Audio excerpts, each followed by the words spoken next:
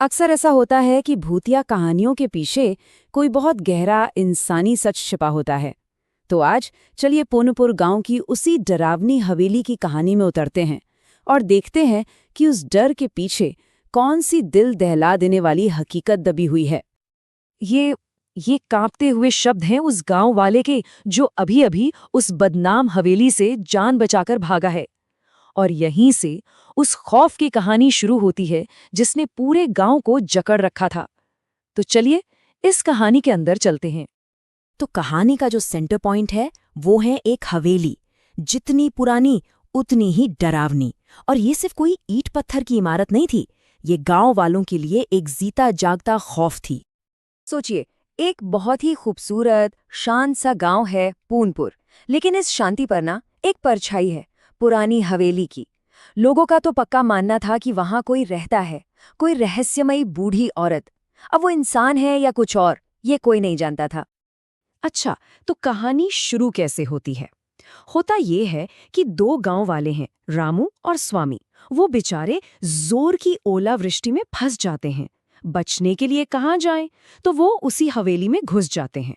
और बस वहां जो उन्होंने देखा उससे उनकी रूह कांप गई।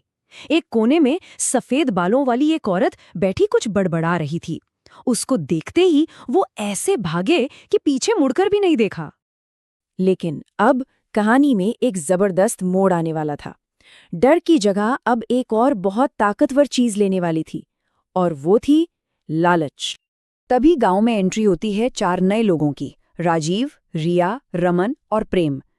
ये लोग आकर दावा करते हैं कि भाई हवेली के असली वारिस तो हम हैं। और उनका मकसद एकदम साफ था, हवेली बेचो और पैसा कमाओ। गांव वालों का डर, उनकी कहानियां, इन सब के लिए ये सब बस एक अंधविश्वास था और कुछ नहीं। तो यहाँ पर ना 2 अलग अलग दुनियाएं आमने सामने थी। एक तरफ थे गांव वाले, जिनके लिए वो हवेली मतलब डर, आत्मा, खतरा। और दूसरी तरफ थे ये नए लोग, जिनके लिए वही हवेली थी पैसा, खजाना और एक बहुत बड़ा मौका। और फिर उस बूढ़ी औरत के मुंह से बस एक लाइन निकलती है जो सब कुछ बदल देती है। मैं खजाने की रखवाली कर रही हूं। बस खजाना शब्द सुनते ही उन चारों के दिमाग में डर तो गायब हो गया और उसकी जगह लालच की आग ऐसी भड़की कि बस पूछिए मत। तो बस खजाने की ये तलाश उन्हें एक ऐसी सच्चाई की तरफ ले गई जो सोने और चांदी से कहीं कहीं ज्यादा चौंकाने वाली थी। अब देखिए बात कितनी मजेदार है। पैसे का लालच इतना बड़ा था कि जो गांव वाले हवेली के पास से गुजरने में भी डरते थे, वो सब के सब खजाने के हिस्से के लिए हवेली का कोना कोना छानने में लग गए।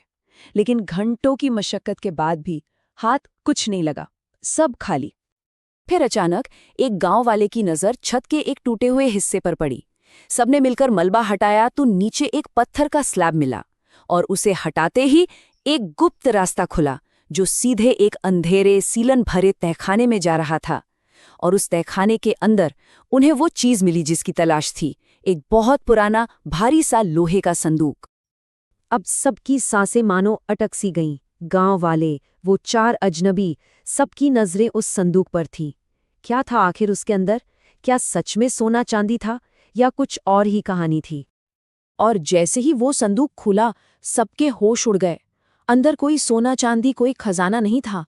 अंदर था एक बच्चे का कंकाल।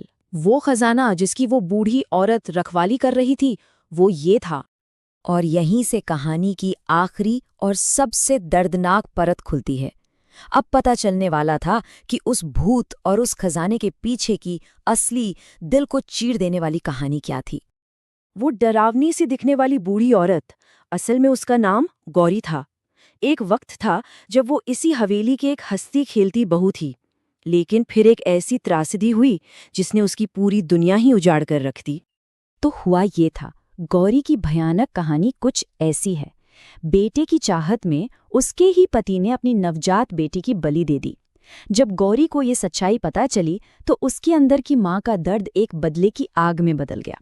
उसने अपने पति और ससुर सबको मार डाला और फिर अपनी बेटी के शरीर को एक संदूक में बंद कर दिया।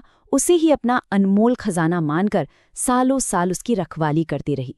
समय के साथ उसकी याददाश्त धुंधला गई, दिमागी संतुलन खो गया, लेकिन वो दर्द, वो पागलपन, वो वहीं का वहीं रहा।